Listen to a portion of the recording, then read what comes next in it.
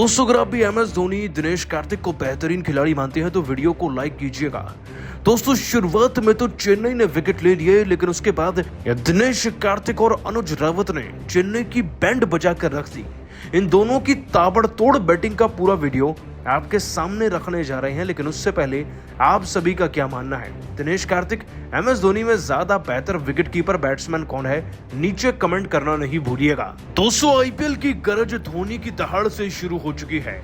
आपको बता दें कि MS धोनी के घर यानी कि चेपॉक के मैदान में IPL के पहले मुकाबले का आगाज धूमधाम जोरों शोरों से हुआ। RCB की टीम विराट कोहली के साथ पहुंची, वहीं दोस्तों MS धोनी अपने नए कप्तान को आगे करते हुए नजर आए। ऋतुराज गायकवाड़ दोस्तों पहले मुकाबले में टॉस भले ही न जीत पाए हों, लेकिन उनके साथ धोनी थे तो मुकाबले को जीतने का जज्बा तो उनमें शुरू से दिख रहा था। हालांकि जैसे ही दोस्तों RCB की टीम की बल्लेबाजी में शुरुआत हुई ना, तो बड़े ही ताबड़तोड़ तरीके से RCB के ओपनिंग बैट्समैन वाली जोड़ी ने पिटाई करके रख दी थी दोस्तों इस CSK की टीम की। दोस्तों चेन्नई की टीम की तरफ से गेंदबाजी कर रहे थे शुरुआती दौर में ज्यादातर दीपक चहर, और उनको इतना धोया जा रहा था कि चौके छक्के तो सारे उनके ओवर से ही निकल कर आ रहे थे। 25 रन वो दे चुके थे। इनफैक्ट अब मैदान में महेंद्र सिंह धोनी फ्रस्ट्रेट होने लगे थे क्योंकि विकेट नहीं मिल रहा था और चौथे ओवर तक स्कोर 40 के पार जा चुका था। फाफ डु प्लेसिस तो 23 गेंदों में 8 चौके लगाकर 35 रन बनाकर खड़े थे और विराट भी दनादन शॉट बरसा रहे थे। ऐसे में विकेट के आसार नजर नहीं आ रहे थे, लेकिन केवल 5वें ओवर तक ही ऐसा हुआ।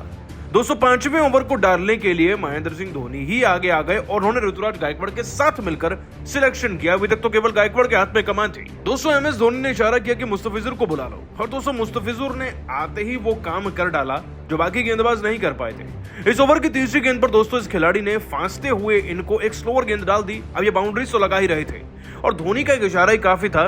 बाउंड्री पर तैनात रचिन रविंद्र इनके शॉट को पकड़ लेते हैं और ये कैच आउट होते हैं 35 रन पर। लेकिन जरा दिल थाम कर बैठिए, क्योंकि दोस्तों MS धोनी जानते हैं कि आते हुए बल्लेबाज पर प्रेशर कैसे बनाया जाता है। रजत पाटीदार बल्लेबाजी करने आए और ये तो वैसे ही कितनी बार 0 पर आउट हुए हैं।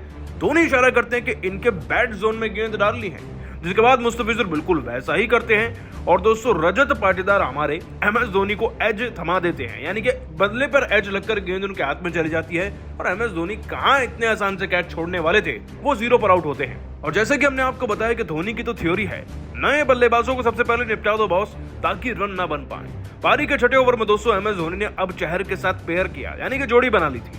अभी अपनी पहली गेंद खेल ही रहे थे कि धोनी ने कहा कि पटक कर गेंद मारनी है। उनके इशारे काफी था दोस्तों चहर के लिए भी, और वैसे भी चहर तो खेलते ही ज्यादा IPL है।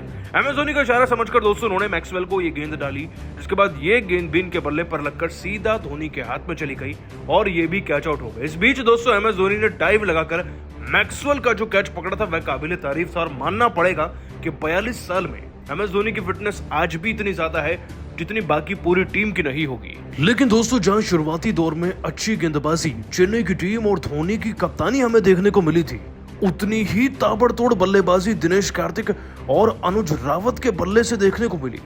225 गेंदों में 3 छक्के 4 चौके चढ़कर ये खिलाड़ी 48 रन बनाकर गए, और दिनेश कार्तिक के बारे में तो पूछिए ही मत।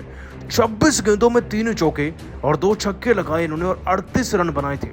जिस RCB की टीम की हालत बुरी हो गई थी, 78 पर 5 विकेट थे, 100 रन बना पाने की उनकी हैसियत नहीं बची थी, वही RCB की टीम 174 का टारगेट देकर गई।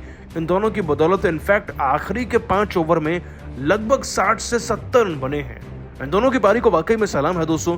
एक वक्त पर धोनी भी इन्हें कांग्रेचुलेट कर रहे थे, लेकिन आप सभी इनकी ताबड़तोड़ बैटिंग को 10 में से कितने नंबर देंगे नीचे कमेंट कीजिएगा और सब्सक्राइब कीजिए हमारे चैनल को। धन्यवाद।